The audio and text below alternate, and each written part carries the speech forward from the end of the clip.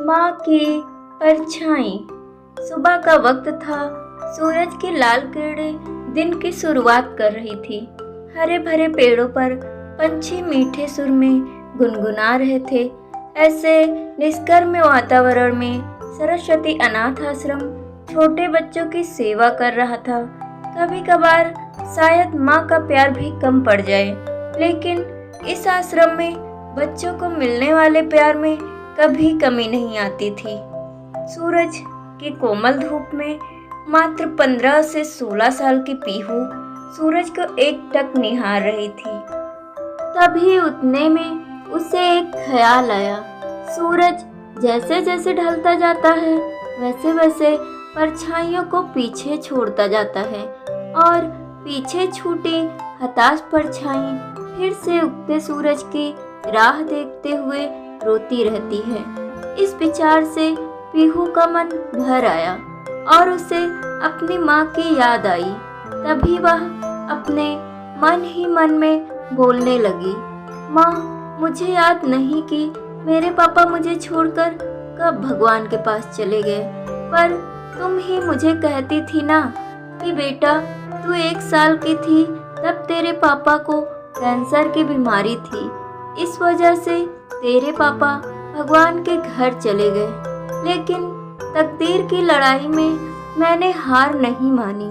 पीहू बेटा, मुझे तेरे साथ यह कठिन दुख की लड़ाई जीतनी है, इसलिए मैं तेरी परछाई बन तेरे लिए जो हो सके वह करूँगी। वक्त आने पर मैं लोगों के घर के काम भी करूँगी, पर तुझे बहुत पढ़ाऊँगी, तुझे बड़ा बनाऊँगी। मैं तेरे पापा के सपनों को वास्तव में लाऊंगी। तेरे पापा की बहुत इच्छा थी कि हमारी छोटी सी पीहू बड़ी होकर पायलट बने, लेकिन जिंदगी में ऊंचा उठने के लिए तेरे पापा से तेरे पंखों को मिलने वाली ताकत तेरे पापा के जाने से टूट गई। लेकिन माँ, इतने बड़े दुख के रेगिस्तान में मैं सुख की परछाई ढूंढ रही थी जो मेरे इन पंखों को बल देती। लेकिन क्यों माँ, क्यों मेरे पंखों को बल देने से पहले मुझे क्यों छोड़कर चली गई? पापा की तो पितृ छाया मुझे ना मिल सकी, पर तू तो मेरी परछाई बनकर जी रही थी। फिर क्यों तू भी मुझे छोड़कर चली गई? लेकिन तेरे जाने से मैं तेरी ममता से जुड़ी रही, तेरे प्यार की परछाई ढूंढते हुए दुख के रेगिस्तान में अकेली रही। अब मेरे पापा के सपनों को साकार करने के लिए कौन मुझे ताकत देगा? बोल ना माँ, पीहू मन ही मन बोल रही थी।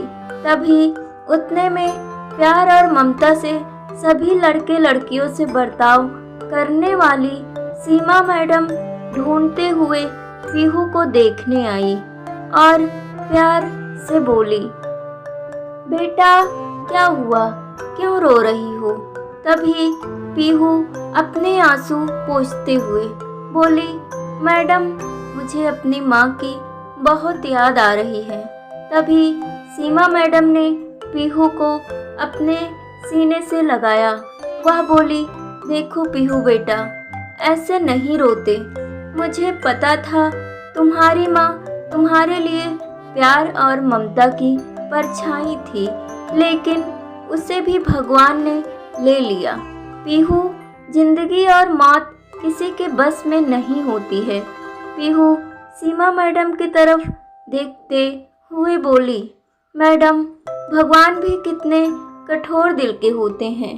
जब मैं छोटी थी तब मेरे पापा कैंसर की बीमारी से चले गए और अभी कोरोना के काल में मेरी माँ की बेस्ट फ्रेंड रमा आंटी एक दिन के लिए हमारे घर आई। तभी माँ को कोरोना हो गया और मेरी माँ भी गुजर गई। वह मुझे छोड़कर चली गई। मेरे जीवन में परछाई बनकर रहने वाली मेरी माँ मुझे अब दिखाई ही नहीं देती। पीहू की यह अवस्था देखकर सीमा मैडम की आंखें भर आई। फिर भी सीमा मैडम पीहू को दुख भरे स्वर में बोली, यह देखो पीहू बेटा, जिस टाइम तेरे गांव के सरपंच ने तुम्हें इस आश्रम में लाया तब उन्होंने तुम्हारी जिंदगी की सब कर्म कहानी बताई थी।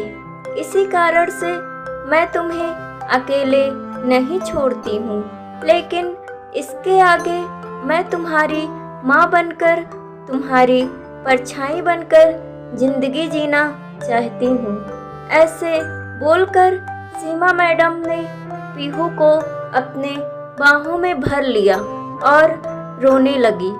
सीमा मैडम को सीने से लगाकर पीहू को ऐसा लगा जैसे उसकी माँ की खोई हुई परछाई सीमा मैडम के रूप में फिर से उसके साथ देने आ गई।